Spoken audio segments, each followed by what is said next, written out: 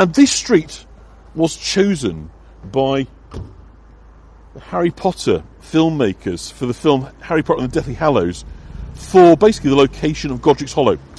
So the Swan Pub was the Hogshead Inn, scene of a pivotal discovery in the Harry Potter story. I'm just going to kind of cross this over.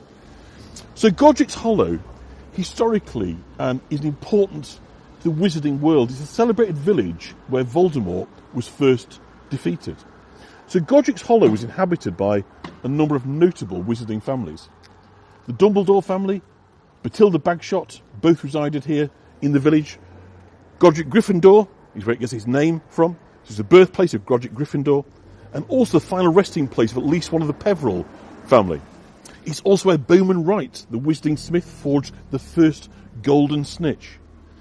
So this really is, if you like, wizarding central. In the history of magic, though, Bathilda Bagshot writes that Godric's Hollow was one of a number of villages where wizards settled in relatively large numbers after the ratification of the International Statute of Secrecy in 1689. So large numbers of witches and wizards grouped together to provide support for each other. Imagine living in these buildings, can't you?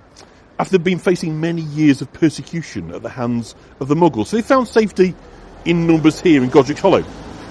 And it's perhaps most famous as the place where Harry Potter and his parents lived when he was a baby, where they were murdered and where Lord Voldemort met his first downfall. So Voldemort came to the village when he heard of the prophecy. And Dumbledore tells us that he first heard of the prophecy on a cold, wet night 16 years ago in a room above the bar in the Hogshead Inn, just behind us. I'd gone there to see an applicant for the post of the divination teacher. Sybil Trelawney was the seer who foretold the prophecy. And the prophecy foretold the coming of a boy who would have the power to vanquish Lord Voldemort. And the prophecy was made while Trelawney was having an interview with Dumbledore for the post of divination teacher at Hogwarts School. So Severus Snape... Sorry, Yeah, sorry. The rain's coming down very hard now. So Severus Snape, who at the time was working for Voldemort, was caught eavesdropping on Trelawney and Dumbledore by the owner of the Hogshead. And he was subsequently thrown out of the pub. So Snape then went and returned to Voldemort to tell him what he'd heard. And after months of searching, Voldemort finally discovered where James and Lily Potter were hiding, and that they were using the Fidelius charm to conceal themselves. Within a week of being named secret keeper, Peter Pettigrew betrayed the Potters, and Voldemort was able to enter their Godric's Hollow home. So this is the house the filmmakers chose for the Potter's Cottage, just opposite. It's in the movie, but not all of them. Okay. So apologies if you can't see this building, but it's invisible to Muggles, because Bathilda Bagshot made note that Godric's Hollow was a place where wizards had to hide in plain sight. So the invisibility charm, see the corner house piece? Yeah, absolutely. Yeah, was used. So of course it meant that the properties couldn't be seen, because it wasn't a purely wizarding village. So Hogsmeade Village was the only purely wizarding village in Britain.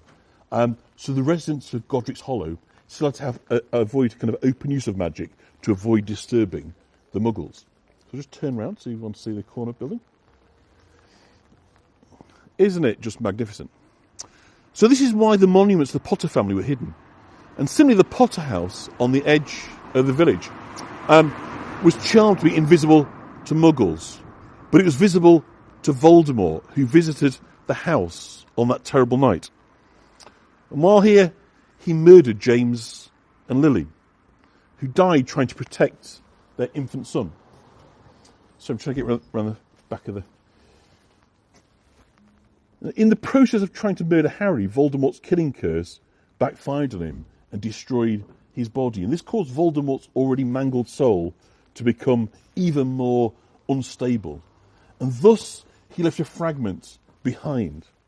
Harry was protected from Voldemort's killing curse because Lily had lovingly sacrificed herself to save Harry.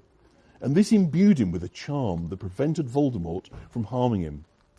Dumbledore furthered this magic by sending Harry to live with his aunt and his uncle, because while at 4 Privet Drive, Harry's blood protection from Lily would be preserved, as the blood lives on in both him and Lily's sister, Petunia Dursley, Lily's only known biological relative.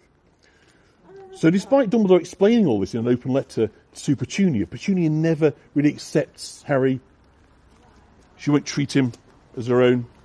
And we all know, those that read the book, that Harry had a pretty miserable life there. But crucially, he had the protection. As long as he visited at least once a year, the magical protection will be around him. So Harry would always be associated with Godric's Hollow, and in turn it became famous as the home of the boy who lived. So despite all this, Harry doesn't revisit the village until the Christmas of 1997, and we'll pick up that story a little bit later on. So yeah, apologies for those that aren't au fait with Harry Potter, but I'm sure you can get a forgive because the visuals are so beautiful that we just couldn't help but picking up on that kind of narrative. For the Harry Potter fans, isn't it just absolutely perfect?